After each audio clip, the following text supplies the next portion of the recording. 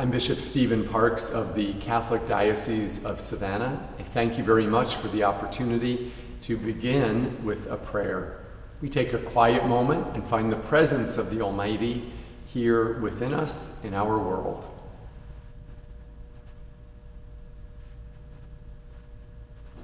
Good and gracious God, we give thanks for the beauty of this day, for your goodness, for your blessing, for walking with us at every moment, at all times, in all places.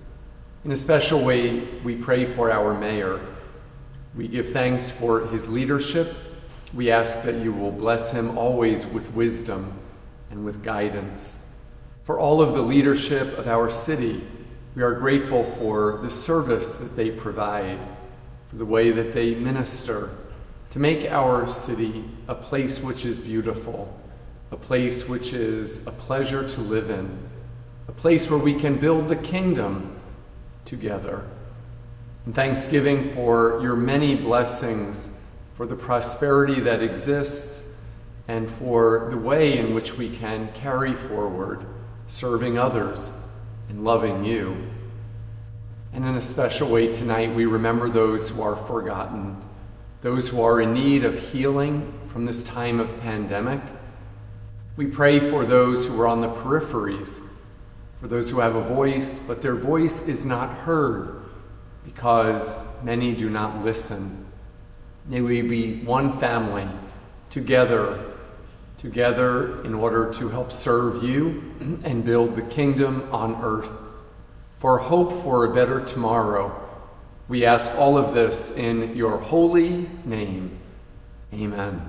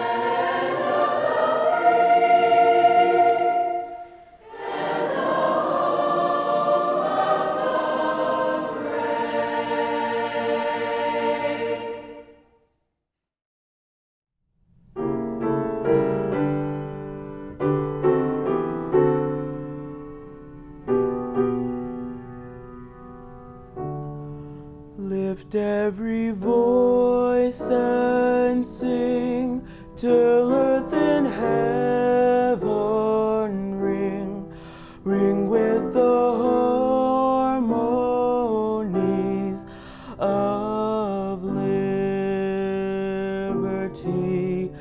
Let our rejoicing rise high as the listening skies. Let it resound loud as the rolling sea. Sing a song full of the faith that the dark past has taught us.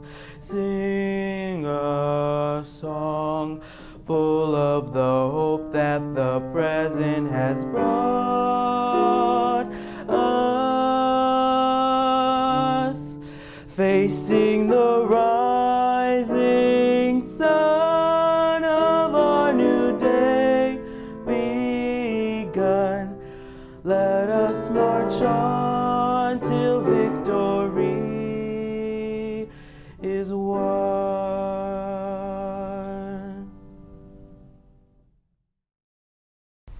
Juro fidelidad a la bandera de los Estados Unidos y la república que representa, una nación bajo Dios, indivisible, con libertad y justicia para todos. I pledge allegiance to the flag of the United States of America and to the republic for which it stands, one nation, under God, indivisible, with liberty and justice for all.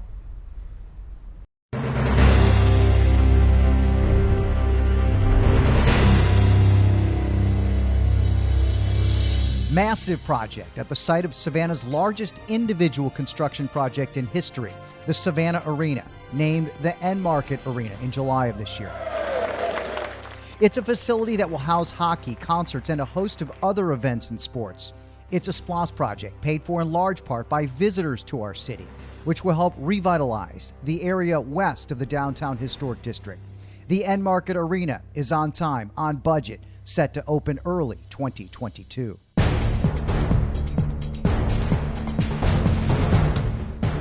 In District 1, the Highlands area continues to grow rapidly. The city recently opened Fire Station 14, replacing a more than decade-old facility. The Highlands area is a growing area of the city of Savannah. There are 9 subdivisions, and there are more being planned, apartments and houses. And we're really glad that the people of the Highland will finally get the services that they so need and deserve out here. The new station is complete with state-of-the-art amenities for firefighters, including we have a cancer reduction initiative that we're doing in the fire department, and this is part of it, is installing this in this station and then hoping to get it in all of our other fire stations as well. And so the message that we're sending to the firefighters is that their health and safety is paramount. That we recognize that we have a real problem with cancer in the fire service in general. And so we look at different ways to minimize that or to help mitigate that.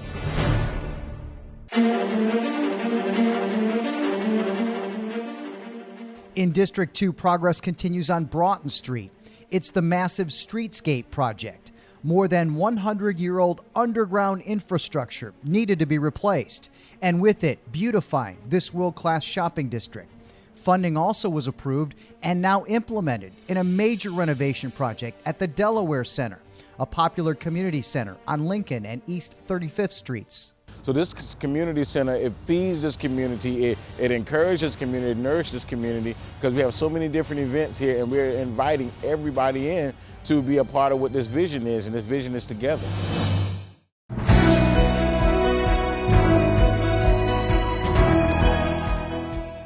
District 3 sees a major project complete and one nearing completion. The latter is the Police Memorial Trail, a biker and walker asset that runs, for the most part, parallel with the Truman Parkway. It's just to the west. It's a full rebuild of a trail which will link the Truman Park Linear Trail. It's all part of the Tide to Town project. Just to the southeast, on the opposite side of the parkway, is Holly Heights Park, a SPLOST project built on a FEMA lot. So we got to utilize and be creative of the land that we have that we can use. And it's just fortunate in real time and not 15 years out or 5 years out, we get to enjoy this amazing park. Kids get to exercise. It's just amazing the things that we can do when we work together. The city added a basketball court and playground, upgraded stormwater infrastructure, and more. Another project funded in large part by visitors to our city through the penny tax.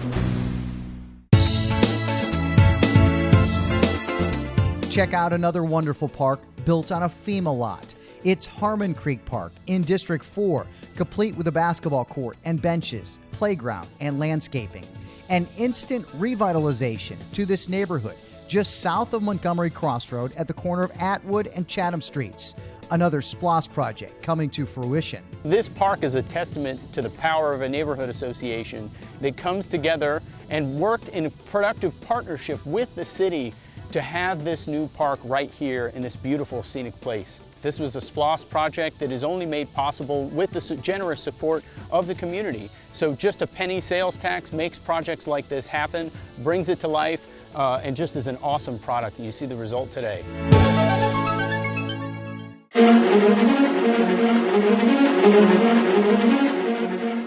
Our SPLOST Park Tour continues, this one in District 5, Summerside Park on Clinch Street next to Duren Middle School. It's complete with parking, a playground, and benches. A place like the new Summerside Park is a place of peace, a place where recreation and opportunities and gatherings and family meetings, and we are just excited about what has happened on these 1/3 acre of land here in Summerside, and we are even more excited about what the future is going to bring.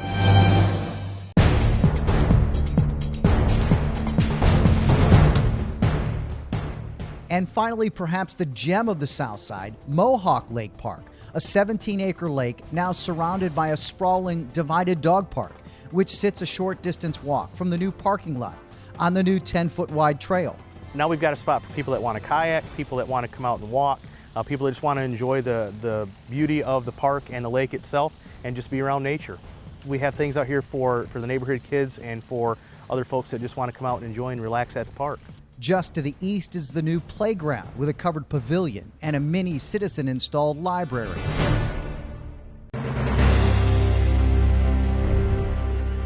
Citywide, we've seen tremendous growth, setting records for shipping volume down the Savannah River, passing City Hall to the Georgia ports. It's a rapid growth, injecting jobs and commerce into our local economy.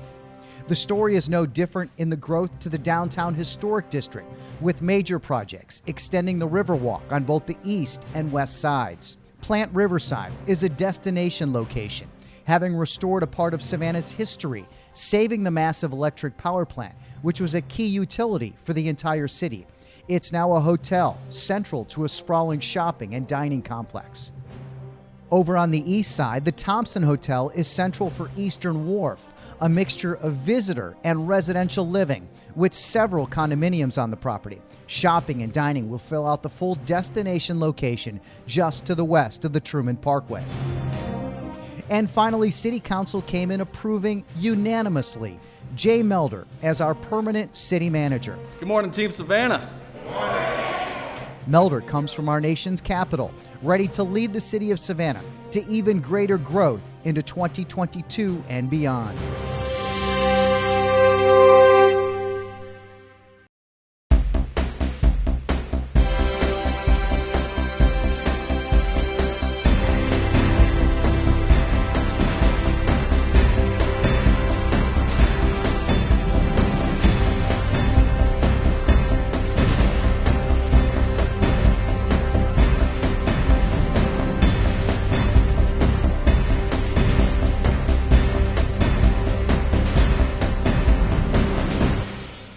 Please welcome the City of Savannah's 67th Mayor, the Honorable Van R. Johnson II. Good evening to the honorable members of the Savannah City Council, Mayor Pro Tem Estella Edwards-Shabazz, District 5, Council Chair Keisha Gibson Carter, Post 1 at Large, Council Chair, Vice Chair Nick Palumbo, District 4, Alderwoman Alicia Miller Blakely, Post 2 at Large, Alderwoman Bernetta Bryant Lanier, District 1, Alderman Dietrich Leggett, District 2, Alderwoman Linda Wilder Bryan, District 3, and Alderman Curtis Pertee, District 6. City Manager Jay Melder, City Attorney Bates Lovett, City Clerk Mark Massey, members of Team Savannah, neighborhood, community, business, and religious leaders, and most importantly, the residents of the greatest city of the world, Savannah. Good evening. Thank you so much for joining me virtually tonight for the 2021 State of our City. This is also the prelude to Game 2 of the World Series, so I clearly understand what I'm dealing with tonight. So my goal is to get in and get out and go Braves. The state of our city is resilient. We are still here. I thank God for his providence, for his protection, for his grace, for his favor during the roughest times in our recent history. The fact is, we've endured, we've struggled, we were challenged, we lost. Some of us lost big time, but we're still here. Despite unprecedented challenges we continue to face this year due to the COVID-19 pandemic, the city continues to achieve some major milestones to advance equity, inclusion, sustainability, and quality of life for our residents. The release of 3 COVID-19 vaccines early this year and widespread access for Georgians in the spring gave us our best shot at getting to our new normal. The City of Savannah has partnered with local healthcare providers and businesses to improve vaccine access by hosting clinics at city facilities, including the Savannah Civic Center and the Savannah Fire Department headquarters. City staff who work remotely through the beginning of the year returned to their offices in May.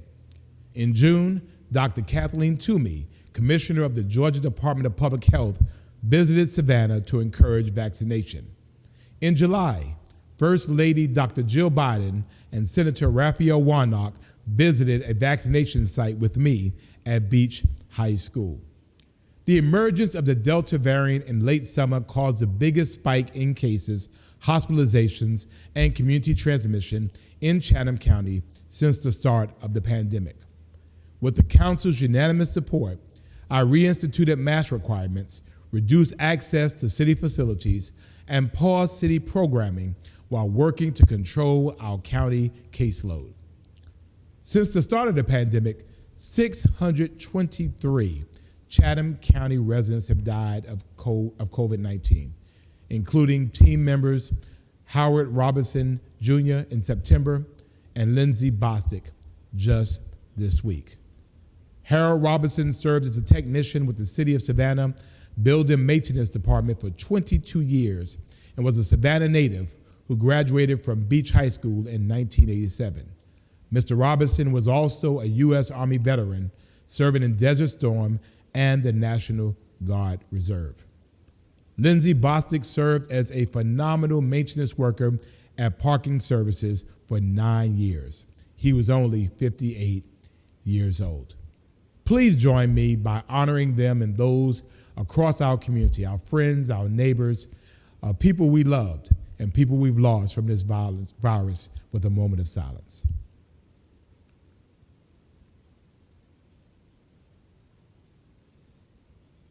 Thank you. Thankfully, our county is now more than 50% vaccinated, leading the way in the state to hopefully stop these now preventable deaths. The city encouraged our employees to get vaccinated by first offering incentive leave and then partnering with other public employers in Chatham County to offer fully vaccinated employees $500. At this point, 1,423 of our 2,150 city employees, or a little bit more than 66% of our employees, are now fully vaccinated. Our COVID metrics are currently trending downward. As a result, we've been able to ease some restrictions, resume some city programs, and event permitting. Next week, we will host the city's first major public event since January 2020's Martin Luther King Jr. Parade, as we welcome the Rock and Roll Marathon with additional COVID safety protocols in place. I cannot thank our local public health and medical professionals, especially my medical advisory team, enough for their tireless work to keep our community safe and informed. But in spite of the ongoing pandemic, a lot has happened in our city.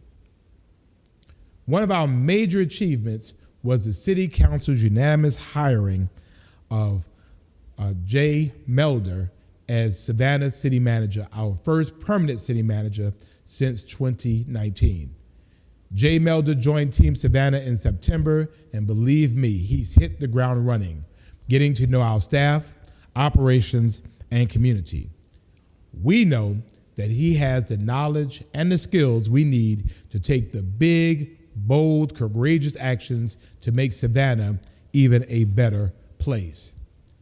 I would also like to recognize and publicly appreciate Michael Brown and Heath Lloyd for serving in the interim city manager chair during our transitional periods. Despite the 2020 COVID pandemic and nationwide recession, Chatham County has had an estimated $7.4 billion in taxable retail sales in 2020. The Parker College of Business at Georgia Southern University estimates that Savannah's economic growth this year will be about 4%. The Georgia Ports Authority continues to break records, moving 5.3 million 20-foot equivalent container units in fiscal year 2021. That's a 20% increase in cargo volumes in a single year. Gulfstream debuted 2 new business jets this year and announced thousands of additional jobs needed to manufacture them. The city organization also stepped up to help smaller businesses thrive. In response to the pandemic, our city's economic development staff contacted over 3,000 small local businesses to share recovery resources and to provide support. We also watched and stewarded public funds very carefully. The city's finances and reserves remain healthy and stable, so we expect to fund all current obligations fully. The council insisted on maintaining all services throughout the pandemic, and as a result, did not reduce any services or lay off any employees. We continue to monitor the economy closely, and we will take a multi-year planning approach to our 2022 budget and beyond. We will have our annual budget retreat next month to take a deep dive into what our financial plan looks like. This summer, the City Council voted to maintain the current millage rate, and the city used this as our opportunity to deliver on our promised pay raises for the awesome members of Team Savannah who have worked and performed admirably during the COVID crisis. All eligible city employees received a 3% raise retroactive to July 4th, 2021. This move amended the city's 2021 operating budget and cost an additional $3.5 million. In my opinion, this pay increase was well-deserved, long overdue, and money well spent. And while we still have some significant financial gaps to close, we believe that the American Rescue Plan funds should allow us to do just that. The City of Savannah will receive a total of $55 million from the federal government in accordance with the American Rescue Plan Act. Savannah received half of these funds, about $27.8 million in May, and we will receive the remaining half in May 2020. I will champion using these funds to help us make significant progress toward a $15 minimum wage for our City of Savannah employees, for providing funding for nonprofit agencies to help local small businesses that have not received assistance from other sources, and partner with other government agencies to expand broadband access. We can do this. Municipal development has been full steam ahead in 2021. We moved major capital projects forward this year despite added challenges due to the pandemic. Work continues on phase 1 of the Broughton Streetscapes project, with the block between Barnard and Whitaker Streets currently under construction. Admittedly, this construction is awkward, and it is admittedly sometimes disruptive, but it is necessary to achieve the desired result of a beautiful streetscape above ground and an efficient, effective infrastructure underground. So please, work with us. Material delays caused by the pandemic and replacing outdated underground utility infrastructure did cause some initial interruptions to construction, but we are now moving through the timeline as promised and as expected. We celebrated the completion of the first blocks and encouraged our community to support local businesses with our Explore Broughton Community Day in June. Savannahans enjoy free live music, games, workout classes, and more, showing the possibilities for future community events in our city's historic shopping district. We also made considerable investments in improving recreation opportunities, largely thanks to SPLOST funds. These include, and we've talked about some of these, Holly Heights Park in District 3, Harmon Creek Park in District 4, Summerside Park in District 5, Mohawk Lake Park in District 6, and the Police Memorial Trail, which you saw featured in the video at the beginning of my address. Community centers provide a place for our residents, especially our youth and seniors, to come together. Our council has prioritized renovating these spaces to provide additional programming. The Delaware Center, which you saw featured in the video, the Grant Center, and the Hudson Hill Community Center are three spaces in which we're allocating considerable dollars to give residents in these communities equitable and additional opportunities to engage with the city and, more importantly, with each other. In September, the city of Savannah opened a new state-of-the-art facility on Interchange Drive that will house more than a dozen city departments. The council voted to honor Savannah's first African-American mayor by naming the new building the Floyd Adams Jr. City Services Complex. Mayor Adams was affectionately known as the People's Mayor, and this year we celebrate 25 years since he made history as Savannah's first black mayor.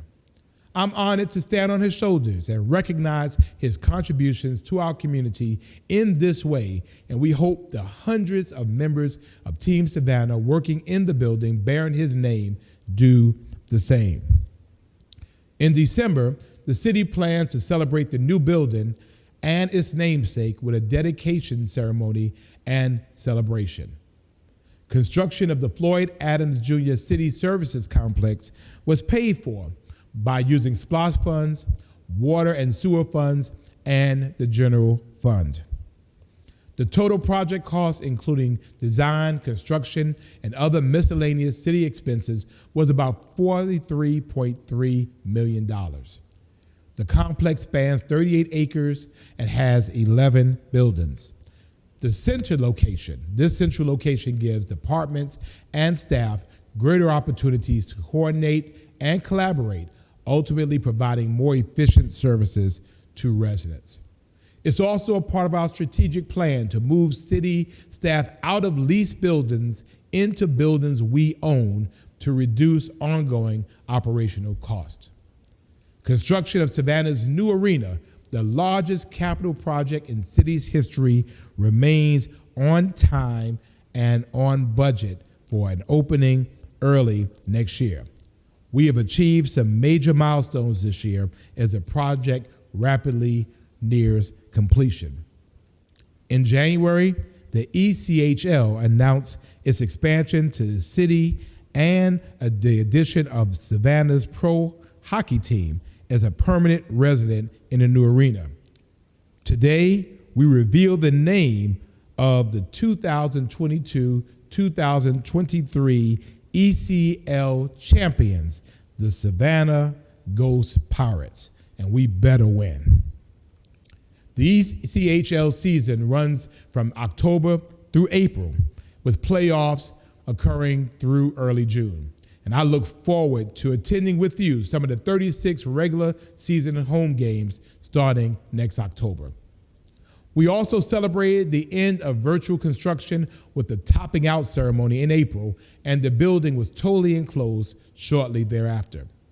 In July, we were excited to announce In-Market as the naming rights sponsor and officially welcome the In-Market Arena to our city. The first few concerts and events are booked for early 2022, and tickets are now on sale. Go ahead and get your tickets. While the arena will modernize the area, we are committed to preserving the culture and the character of West Savannah. This year, the City of Savannah nominated Savannah's Springfield Terrace School and the Savannah Waterworks Pump House to the National Register of Historic Places. With approval from the Georgia Board of Review, they now move through the federal approval process to get on the register.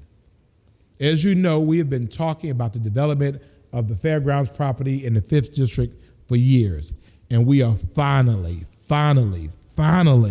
close to a recommendation that council can consider moving forward. The development groups presented their plans to the community and the council in July, and city staff then analyzed the proposal's technical, engineering, and financial aspects. Council members also have the opportunity to submit specific questions to the developers about their plans. Those questions and those answers are available on the homepage of savannahga.gov. That's savannahga.gov. City Manager Jay Melder gave the council an update on the project on October the 14th, and we will consider approving his recommendation at our council meeting tomorrow night. Last year, the City Council unanimously passed a 100% renewable energy resolution focused on an equitable transition to renewable energy that promotes community health, our coastal environment, and our local economy. The resolution goals are ambitious, they're big. They state that all energy consumed within the City of Savannah limits will be from clean, renewable energy sources by 2035. In addition, all other energy forms consumed within the incorporated City of Savannah will be from clean and renewable energy sources by 2050. In May, our council took a major step toward this goal by passing a resolution to protect Savannah's nature, waterways, and neighborhood streets by managing single-use packaging and products. Through this resolution, the city organization is committed to phasing out buying single-use plastics and expanded polystyrene foam and transitioning to more sustainable packaging and products in the next year. The city is also working to engage and recognize businesses and organizations that commit to reducing their plastic use and help small, local, and minority-owned businesses interested in moving away from single-use plastics to make that switch.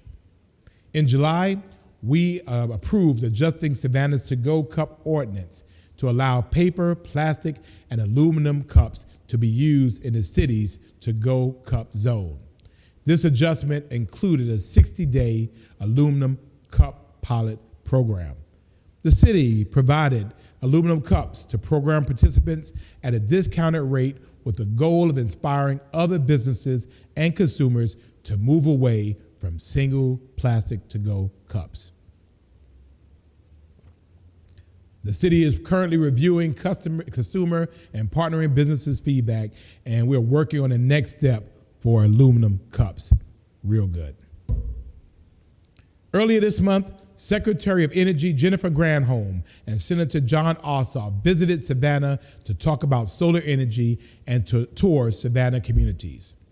I was honored to participate in a roundtable discussion with local and national energy leaders before traveling to tour the Sea Point development to see their solar capabilities and the Hudson Hill community, to not only hear from environmental justice pioneer Dr. Mildred McClain, but to also stress the importance and the necessity of sustainable energy being affordable, equitable, and widely available.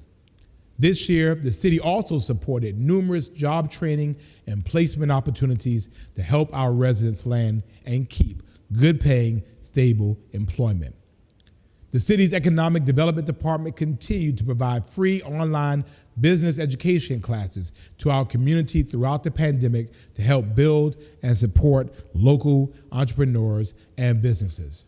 So far this year, the Savannah Entrepreneurial Center has provided 166 courses to more than 1,260 existing and potential entrepreneurs, covering topics such as business planning, marketing, legal structure, and much, much more.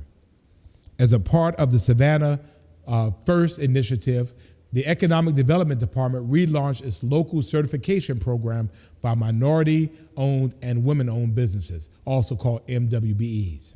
Since its launch in June of 2020, the program has certified 26 MWBEs, preparing them for contracts on city projects. The certification process takes 3 to 6 months for each business, so this is a major feat in just over 1 year. The department's remote office at the in-market arena and partnership with WorkSource Coastal help continue the city's commitment to hiring residents to help build the in-market arena. We continue to host job fairs at the Savannah Civic Center, at to support local participation in the construction and long-term operations of the in-market arena.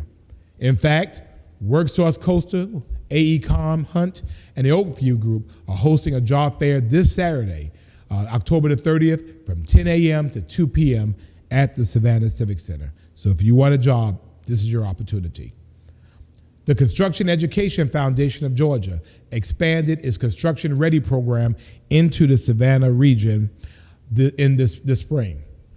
This free 20-day construction education program includes training, credentialing, and job placement. 97% of program graduates receive job placement at the end of the training, and starting salaries average between $12 and $15 per hour. 70% of the participants are employed with the same company after only 1 year. 10 graduates graduated from Savannah's first class and were placed into new jobs in the construction industry. The 2020 census results were released in August, and they were in line with what we expected. We believed that the pandemic would lead to some undercounting in some areas of our community, and we expected that Chatham County's population would grow. And we were right. It did by 11.4% for a total population of 295,291, and as expected, our community grew more racially diverse. Chatham County still represents 73% of the Tri-Counties area's population.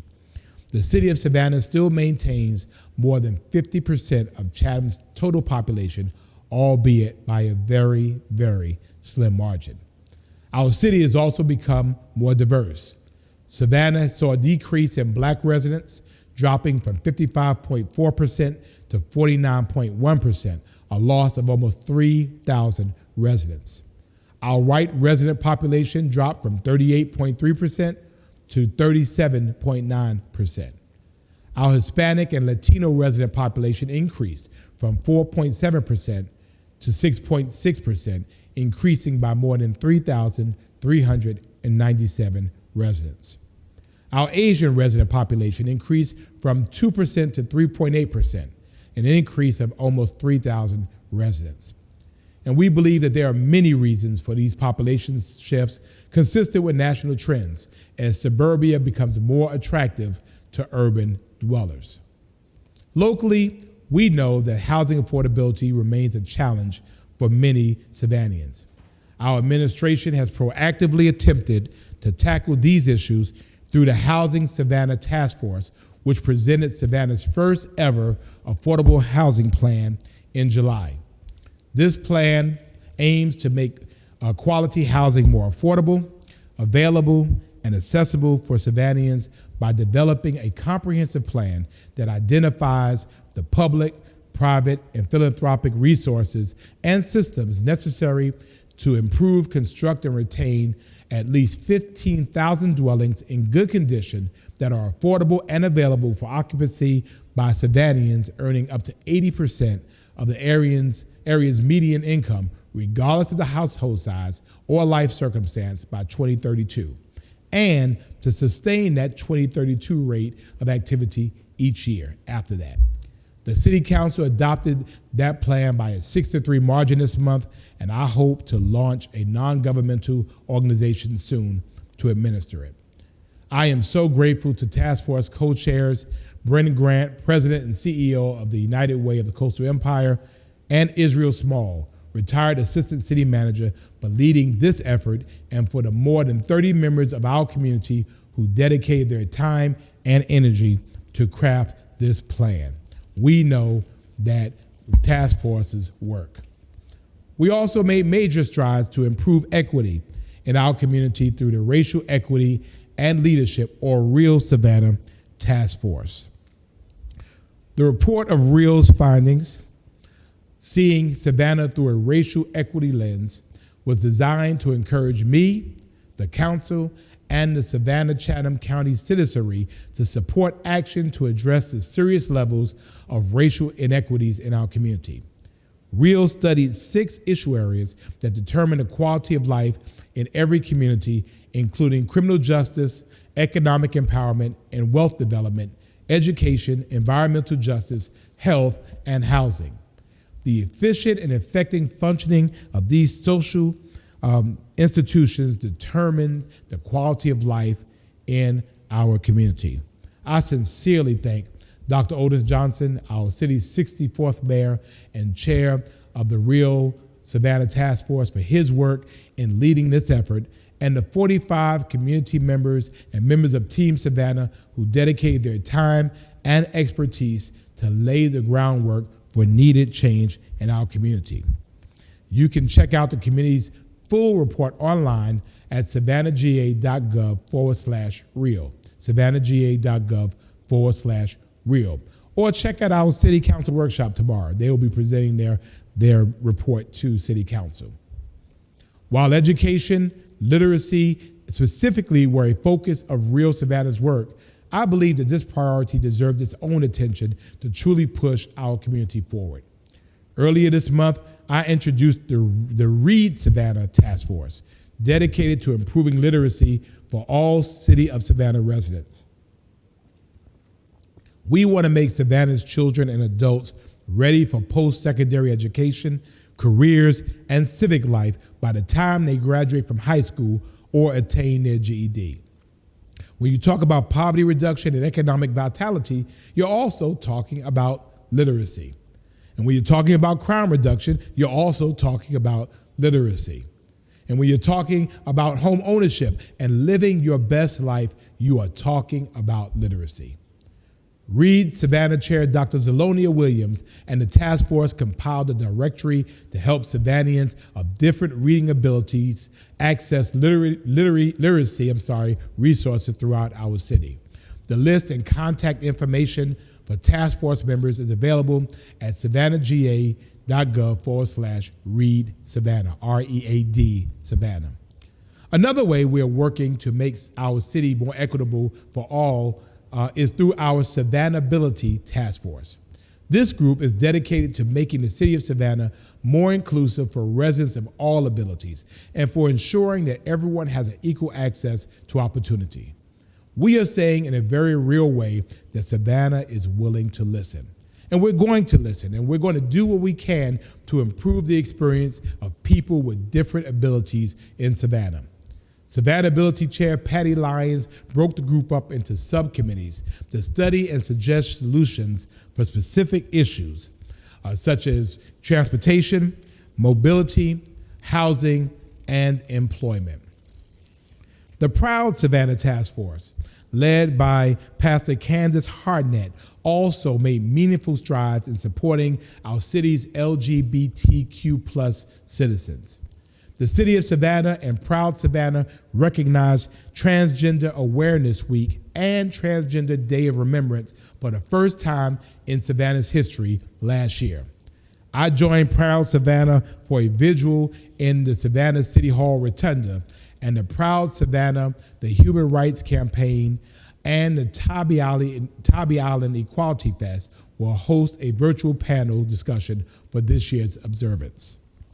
The City of Savannah also nearly doubled its Human Rights Campaign Municipal Equity Index, or MEI, in the last year from 40 points to 78 points, thanks to the work of Proud Savannah. I am proud of Proud Savannah. The MEI examines how inclusive municipal laws, policies, and services are of LGBTQ+ people who live and work there. Cities are rated based on non-discrimination laws, the municipality as an employer, municipal services, law enforcement, and the city's leadership public position on equality. The City of Savannah's Citizens Accountability and Review of Emergency Services CARES Task Force hosted interactive meetings with residents early this year to gather comments, concerns, and feedback on contact and interactions between them and the Savannah Police Department. These help to inform the task force's final report, which will soon be submitted to the city manager and the police chief.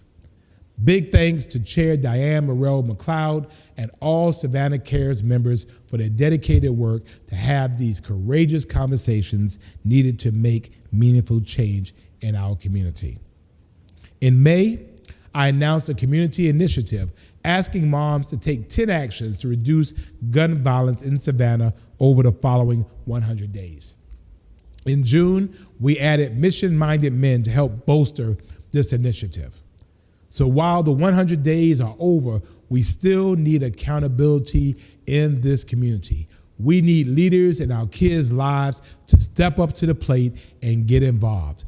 We are in this together, and we understand the importance of providing positive outlets and enrichment programs to help curb violent crime, to give our young people a safe and fun environment to grow.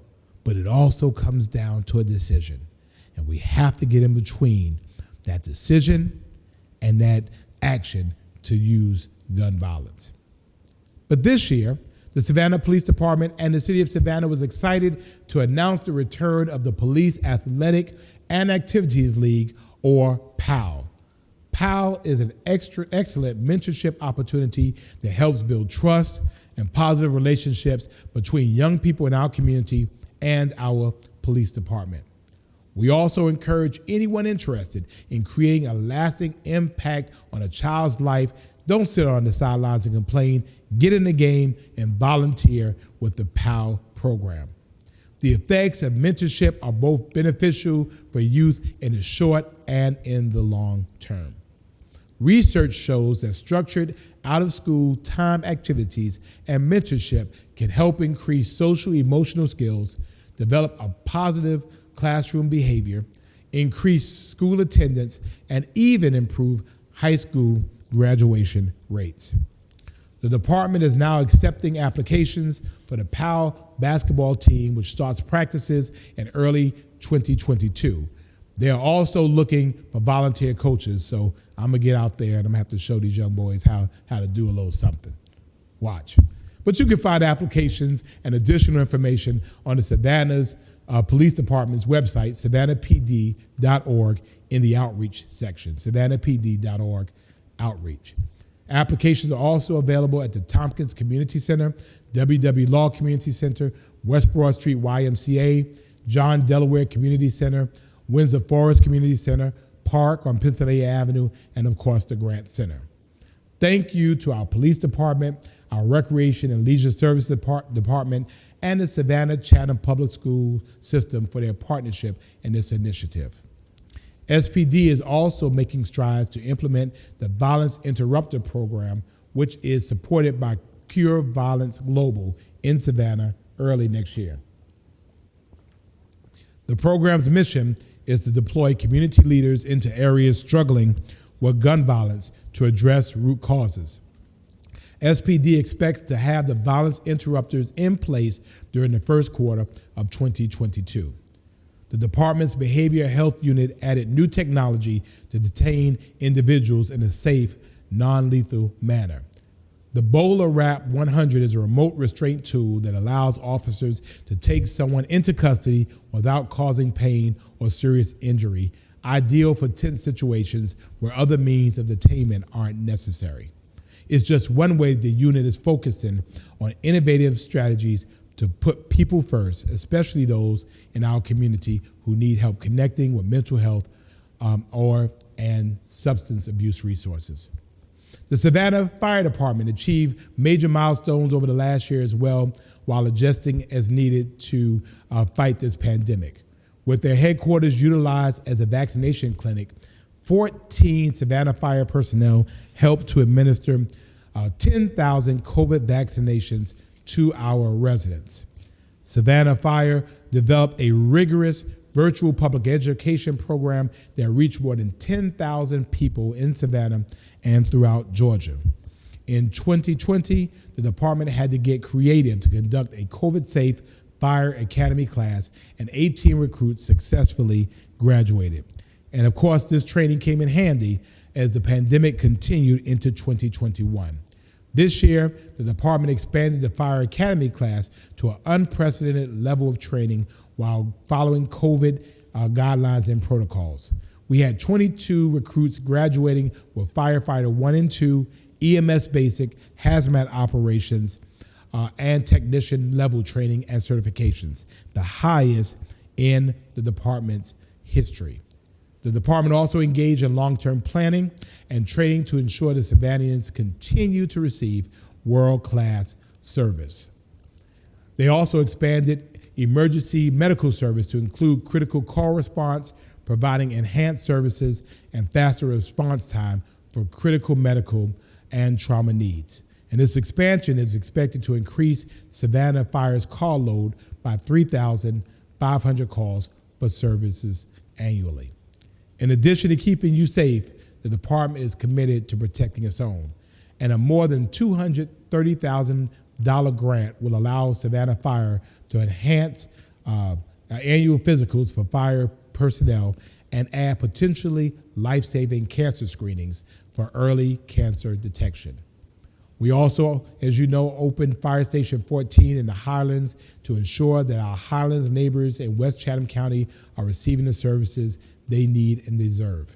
And it gave them a state-of-the-art facility to live and work in instead of those nasty trailers that were supposed to be temporary. And finally, I'm proud to again give big ups to the Savannah Fire Department that was reaccredited through the Center for Public Safety Excellence and Commission for Fire International Accreditation. We are an ISO Class 1 city, and combined with that accreditation, it makes the Savannah Fire Department one of the top departments in the country, and we've always known that. Now, while we've enjoyed great successes and we've made significant forward progress, we still face significant challenges. From January 2020 to mid-October 2020, we had 241 non-domestic aggravated assaults with guns. So far this year, that number is down. From 2021, January through October 16th of this year, we've had 214. So while the number is down, we're not celebrating because that is still entirely too high. Homicides are up by 1 during that same time period this year. Our SPD homicide unit continues to work diligently to make arrests and close cases. These men and women are awesome. They are superheroes. They have a rate of 89% clearance, while the national average is just 60%. So 9 times out of 10, if you commit a homicide in our community, we're going to catch you. But that still means we need to stop the homicides. Overall, year to date, violent crime is down 6%. Those are the facts. But the difference here is that people have to be safe, and we believe you are, but we have to work to make people feel safe. And so we are determined not to let crime, particularly violent crime, be the narrative set for our community. Instead, we must be out and about and purposely engaging our young and not so young people, bridging gaps and connecting people to resources. Also, residential recycling pickup has also been a challenge this year. And I can understand how frustrating it can be when you anticipate specific services at specific times and we're not able to pick up your recycling as we promised. And trust is earned through honesty, so we have to be honest about recycling collection. We have not done a good job. Now, to be honest, a variety of factors directly and indirectly related to the COVID-19 pandemic has led our team to be unable to meet the promised recycling pickup days throughout the city. But believe me, we are working to address those issues and achieve on-time service delivery for all of our customers. I am thankful to our sanitation employees who are working tirelessly through the pandemic to make collections each week, and we are committed to providing quality, reliable services to you. We are also aware of residents' concerns as it relates to high water bills, and we are committed to finding solutions. We are working to hire additional meter readers to prevent longer billing cycles. The more days in the billing cycles, the higher the bill per payment period, and the more staff will help us check water meters faster. Our utility services department offers bill payment plans. If you need to set one up or you have any questions, just call them during business hours. Also, straight up, litter is a problem in our city. Our city is too beautiful to be so littered. We must change behavior and we must step up enforcement. And I know it's 8 o'clock. I got 10 minutes to the game. I'm getting there as I close. Our Highlands neighbors are still dealing with unacceptable traffic levels lately, mainly due to the state opening of the Effingham bypass that pushes more traffic onto Highlands Boulevard. We estimate that it'll take approximately $31 million to widen Highlands Boulevard from State Route 30 to the Savannah-Pooler line. We believe that we have some opportunities to secure the money to get this necessary project completed soon. So, as you've heard, we have a whole lot of stuff to do, and we're making forward progress despite the pandemic to get it done. Your council is committed to finding additional streams of revenue to lessen the tax burden on our citizens. To that end, the city will be aggressively imploring our local Chatham County legislative delegation to support local legislation to move the Savannah Hotel Motel tax authorization from one state code to another. This will allow the council to increase the hotel motel tax, as 81% of 276 communities in our state have already done. With a record number of visitors coming to our cities and with our hotels being full and enjoying some of their best days ever, I think it's only fair for our visitors to step up and help us fund the things that make our city better for people who live here every single day. Things like the Tide to Trail Urban Trail Network, which will bring better connectivity to Savannah with 30 miles of protected trails, a Waterworks market to improve fresh food accessibility on the west side, increase access to our coastal waterways on the south side, and the redevelopment of Savannah's beautiful riverfront. Our hotel partners have overwhelmingly supported this before, and I want them to support it again. And I'm counting on them to do the right thing and let us get this done in January. If the legislative delegations of Atlanta, Columbus, Macon, Rome, and Albany can do it, I am not sure why the Savannah, Chatham County legislative delegation cannot get it done. Let's get it done, and let's get it done quickly. We're also committed to instituting an impact fee structure to shift the cost of new growth from current residents and businesses. Impact fees will require new developers to pay their fair share of the cost of public facilities that we will need to add to such growth. We are also having courageous conversation with our community partners who currently don't pay property taxes to share in the continued vitality of our city by making payments in lieu of taxes. Stay tuned about the outcome of those discussions. We are also working with our public school system to develop a memorandum of agreement to allow the city of Savannah to access and utilize schools to help us deliver needed services to our shared citizens. And I thank our school system partners for sharing our belief that school buildings are community centers and that we are all in this together. And I encourage everyone to go ahead and support the East Block's vote on Tuesday. Your council is also examining the institution of term limits and staggered terms for each member of Savannah City Council going forward. And we hope to have some recommendations to consider before the end of the year. We will also continue our march toward inclusion with the announcement of our Asian American Pacific Islander Task Force. We will also explore the possibilities of diversifying our community with a soon-to-come tech task force. Tech is the way to go, and we want to go there. And finally, we will amp up our efforts to protect the most vulnerable in our community by creating more opportunities to house, serve, and assist the transitional and chronic homeless in our community, and to protect those trafficked from and through our city. So I guess I said all of that to say the Savannah is moving forward together. You have a committed council that is dedicated to serving you, even if we don't always agree on the best way to do that. But we are working to become the beloved community that I know we can be. And we will continue on focusing on being an equitable, inclusive, and just city government. It has been the pleasure of my life serving as your mayor during this time. And I just thank you so much for your love. I thank you for your support. I thank you for engaging me. I thank you for praying for me. I thank you for loving your city enough to pray for it. Savannah is a wonderful city, not a perfect city because we're not perfect people, but we're doing the absolute best we can. And in spite of all of this, we are still Savannah strong.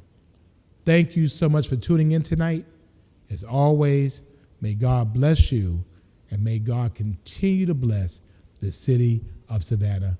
Go Braves. You got 4 minutes. Thank you so much.